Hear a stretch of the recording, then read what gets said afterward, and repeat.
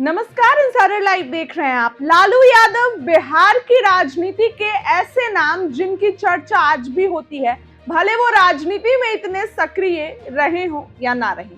लालू यादव की चर्चा आज भी बिहार की राजनीति में जमकर होती है। अब लालू यादव के पास एनडीए के बड़े नेता पहुंच गए और चर्चा का विषय बन गया। इस वक्त की एक बड़ी खबर सामने आ रही है।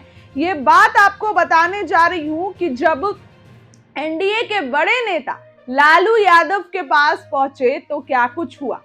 बिहार की राजनीति में अभी लालू परिवार और जीतन राम मांझी के बीच चल रही जुबानी जंग चर्चा में है। विवाद की शुरुआत तब हुई जब तेजस्वी ने दशरथ मांझी की जगह जीतन राम मांझी को श्रद्धांजलि दे दी।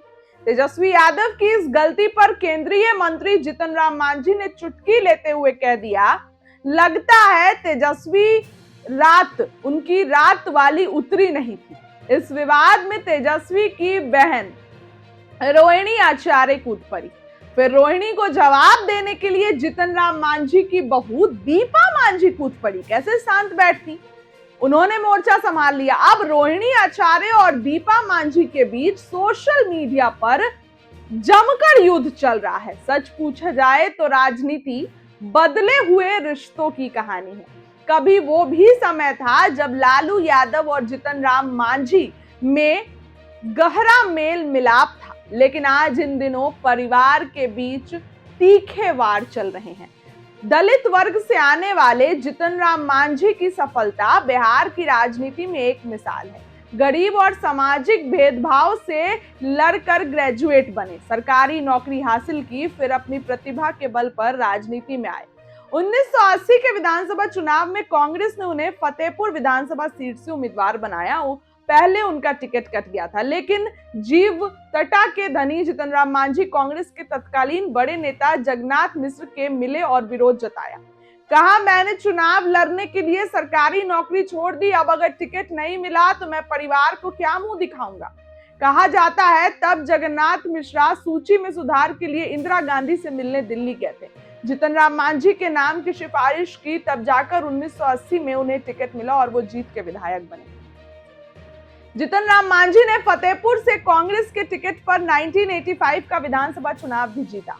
1983 में जब चंद्रशेखर सिंह बिहार के मुख्यमंत्री बने तो जीतन राम मांझी को उप मंत्री बनाया गया, लेकिन 1990 में जीतन राम मांझी केवल 142 वोटों से चुनाव हार गए।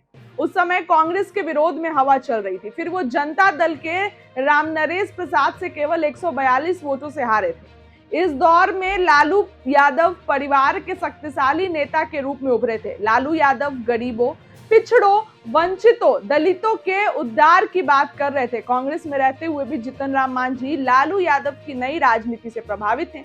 सरकारी नौकरी में आने के बाद जीतन राम मांझी ने अपने छोटे भाई गोविंद के साथ रहकर पढ़ाई लिखाई किया।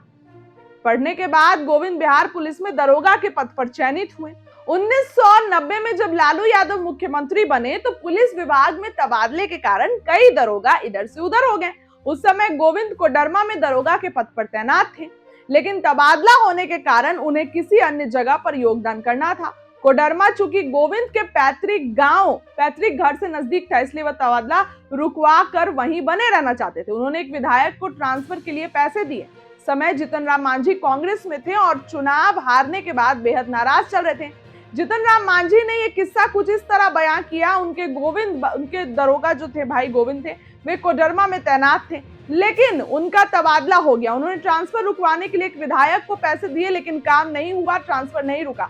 परेशान होकर जब भाई गोविंद घर लौटे तो उन्होंने बात बताई। तब जीतन राम मांझी अपने भाई गोविंद के लिए सीधे मुख्यमंत्री लालू यादव के पास पहुंच गए। लालू यादव को जैसे ये बात मालूम पड़ी, उन्होंने तत्काल तबादला आदेश रद्द कर दिया। इस घटना के बाद जीतन राम मांझी के मन में लालू यादव के लिए अतिशय सम्मान पैदा हो गया। उस समय जीतन राम मांझी विरोधी दल कांग्रेस के हारे नेता थे, पूर्व से विधायक हो चुके थे। लालू यादव चाहते तो जीतन राम मांझी का ये काम नहीं कर सकते थे, फिर भी उन्होंने गोविंद का ट्रांसफर रद्द किया और लालू यादव ने जीतन राम मांझी का काम किया। तो कुछ इस तरीके से जीतन राम मांझी लालू यादव के घर पहुंचे और अपना काम कराया। फिलहाल इस खबर के लिए